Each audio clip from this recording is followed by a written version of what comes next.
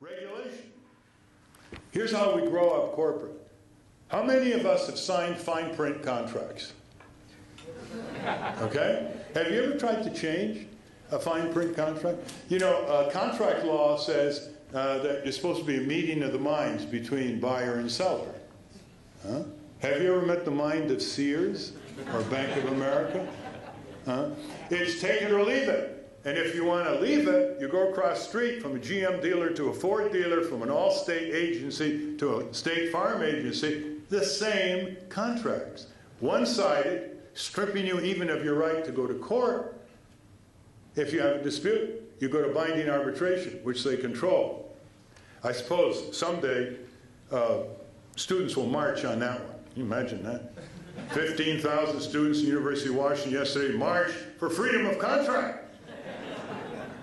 Huh? You see how unaware we are? You see how we grow up corporate? I grew up corporate, looking at automobiles. I'd say, GM, look at the nice style and all. World's Fair, 1939. Kid. GM, you know, exciting, you know.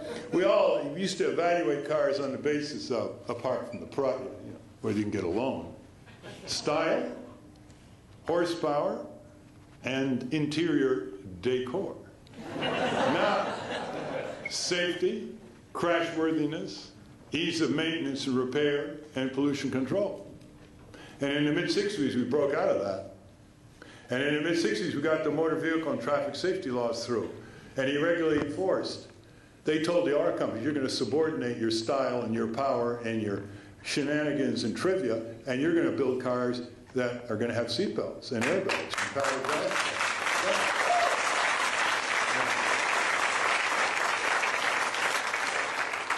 Over 1 million lives saved, tens of millions injuries prevented. A lot of your friends are alive today compared to our friends in high school and college because of that. And then we got all kinds of laws through, EPA and OSHA and air and water pollution laws. And guess who signed most of those? Richard Nixon. He never believed in it, but he's afraid of the rumble from the streets. The rumble from America.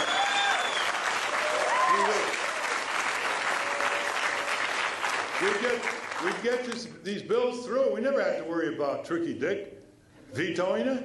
He's the last Republican president who feared liberals to begin with. Now, the rumble started declining and less audible, less audible. The corporations began moving their forces into Washington, turning Washington, D.C. into corporate-occupied territory. Every department and agency, they're now controlling. We have to come back. We have far more reservoirs of power than the corporations do. They don't have a chance once we get organized. We not only have the numbers, we have the votes, we're everywhere, we have the truth and justice behind us, we have the Constitution we can invoke. We're the ones who can take over. But not if we're predisposed and preoccupied and text messaging and updating our profile on Facebook or watching the third rerun of Friends. No. We got to put time in. The only place where democracy comes before work is in a dictionary. That's the only place. And we have a complicated society. We got to have a more intense democratic participation. Someone bumps into you on the street and says, instead of saying hi, or how are you, he says, hi, how's your epicenter? And you say, it's pretty good, it's pretty active. You know, we're filing lawsuits, we're fielding candidates, we've got 3 marches next week. Huh? That's the way we should talk to one another. Nothing's more powerful than word of mouth. That's the most powerful communication system in our country. It goes fast. It goes from worker to worker, relative to relative, friend to friend. The younger generation here, how many people are students or graduate students, undergraduates? All right, let me ask you simple 2 questions. How many of you have never been at a shopping mall, at a Walmart, or a McDonald's? Can I see the hands? All 3. Either one or all 3. Which one haven't you been? You've never been to Walmart? Oh, okay. All right. Now, how many of you have never been inside a courtroom? Look at the hands. Come on. Go up. Don't be shy now. I'm not saying you have to be sued. Just sit in the aisles, you know, sit in the, okay? How many of you have never been at city council meetings? Okay? Now you see that? Basically, you're into the commercial arena, obviously. You buy stuff, you return stuff, you pick up food, old foods, and so on. But very few of you have been in the civic arena. I want to see that again. How many of you have never been at a city council meeting? Look at that. Wow. Now, you know how many times the insurance companies and the wrongdoers lobby say that we're a litigious society? How many people think we're a litigious society? Come on, tell me the truth now. How many? Come on, come on, come on. Okay. Now, I don't know anybody in this audience, so let me put the question to you.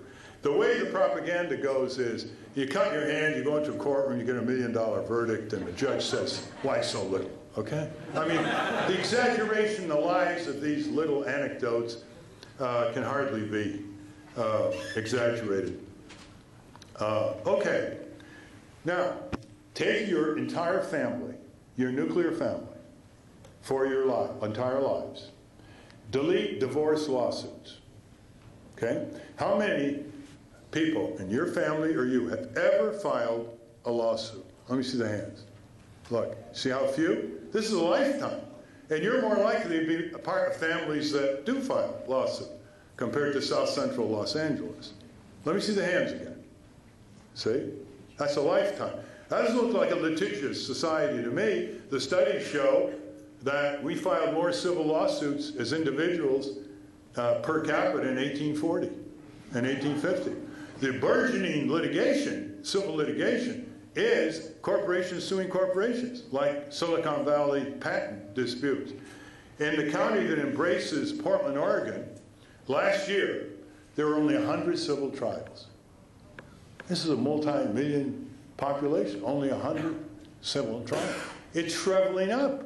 We're being blocked from access to the courts. 90% of wrongfully injured people don't ever even file a claim. All right, so we've made this point. Let me end on this note. We got the Nader Gonzalez campaign. We're going into all the states. The state obstacles to getting on the ballot are range from modest to irritating to fascistic.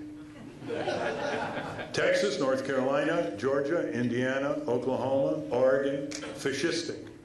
In Oregon, even if you meet all the rules, you get all 1,000 of signatures on the ballot, there's a guy in the state capitol, his name is Bob Bradbury, he's a Democrat, he's elected Secretary of State. He can get you off. He changes the rules, and the Democrat-controlled Supreme Court of Oregon says, okay, he can change the rules after we meet him. It's all right, it's in his discretion. Knocked us off the ballot after we had to spend about $50,000. Now, there should be one federal standard for people trying to run for federal office, not 50 different federal standards.